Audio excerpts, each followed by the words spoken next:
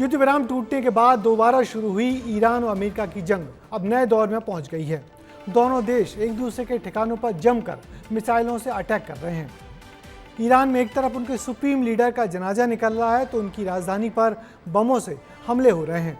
Iran में इन हमलों को लेकर बहुत गुस्सा बढ़ता जा रहा है, मगर इस जंग ने हॉर्मुज स्ट्रेट में समुद्री जहाज़ों की आवाजाही को ठप कर दिया है।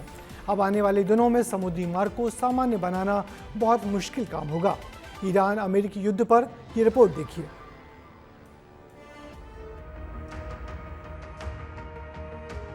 ईरान अपने पूर्व supreme leader Ayatollah Ali Khamenei के सुपुर्दे खाक होने का मातम मना रहा है। एक तरफ ईरान की आवाम ने नम आंखों से खामेनेई को विदाई दी, तो वहीं दूसरी तरफ अमेरिकी हमलों से ईरान की धरती कांप रही है।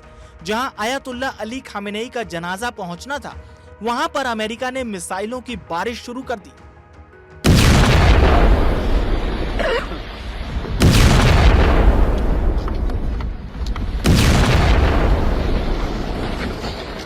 केवल 20 दिन के सीज फायर के बाद ईरान वर्सेस अमेरिका के बीच एक बार फिर तनाव शुरू हो गया है।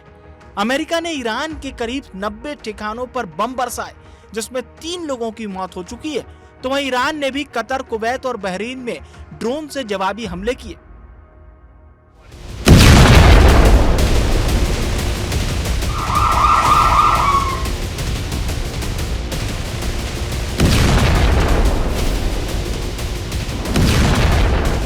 अमेरिका के इस हमले से भारत को भी भारी नुकसान हुआ है। दरअसल भारत ने ईरान के चाबहार पोर्ट पर भी मिसाइलें दागी। ईरान के इस पोर्ट का बड़ा हिस्सा भारत के सहयोग से विकसित हुआ है, लेकिन क्यों, अब वो भी जान लीजिए। दरअसल चाबहार पोर्ट पाकिस्तान के ग्वादर पोर्ट से केवल 170 किलोमीटर दूर है। भारत चाहता था कि चाबहार पोर्ट के जरिए बिना पाकिस्तान की मदद से अफगानिस्तान पहुंचा जा सके, लेकिन इस हमले से भारत की उम्मीदों पर पानी फिर गया है। अब ये भी जान लीजिए कि बीते दिन ही तुर्की में नाटो समिट में ट्रंप ने दावा किया था कि सीज फायर खत्म हो गया और अचानक देर रात वहां से निकल वापस अमेरिका लौट गए। इसके बाद अब ट्रंप अपने सोशल मीडिया अकाउंट पर भी लगातार ईरान पर हमले के फोटो और पोस्ट डाल रहे हैं, लेकिन इस बार वो कुछ नहीं लिख रहे। हालांकि ट्रंप बयान दे रहे हैं। उन्होंने दावा किया है कि ईरान समझौता चाहता है। They have very little left, and they want to make a deal so badly. They called a little while ago. They want to make a deal so badly. I just don't know if they're worthy of making a deal. I don't know that they're going to honor the deal. That's the problem. ऐसे में सवाल यही है कि क्या ये हालात और गंभीर होने वाले हैं? क्या ये महायुद्ध की आहट है? क्या फिर हॉर्मुज को बंद कर दिया जाएगा? क्या एक बार फिर आर्थिक संकट आने को है? 28 फरवरी को ये जंग शुरू हुई थी और जंग शुरू होते ही हॉर्मुज स्ट्रेट को बंद कर दिया गया था। पेट्रोल महंगा हुआ, सिलेंडर महंगा हुआ, दूध महंगा हुआ, सीएनजी महंगी हुई और ट्रांसपोर्टेशन के कारण हर क्षेत्र में महंगाई बढ़ी।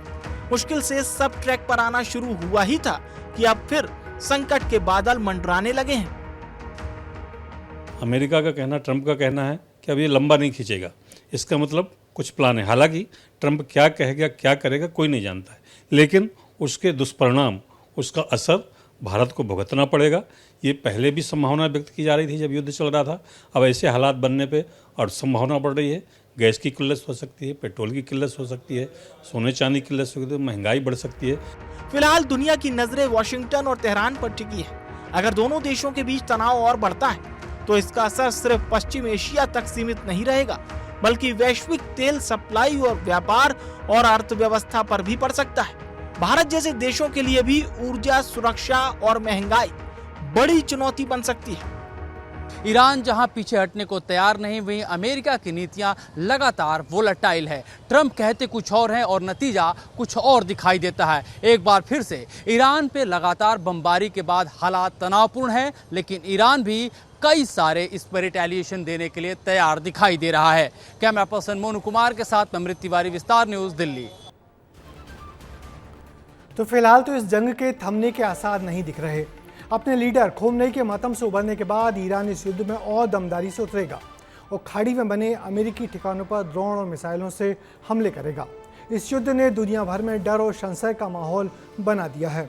कच्चे तेल की कीमतें फिर से चढ़ने लगी हैं। पेट्रोलियम पदार्थों की उपलब्धता पर फिर से दुनिया में असर पड़ेगा, मगर दोनों देशों के नेता सबसे बेपरवाह हैं और लगातार हमलों में जुटे हुए हैं।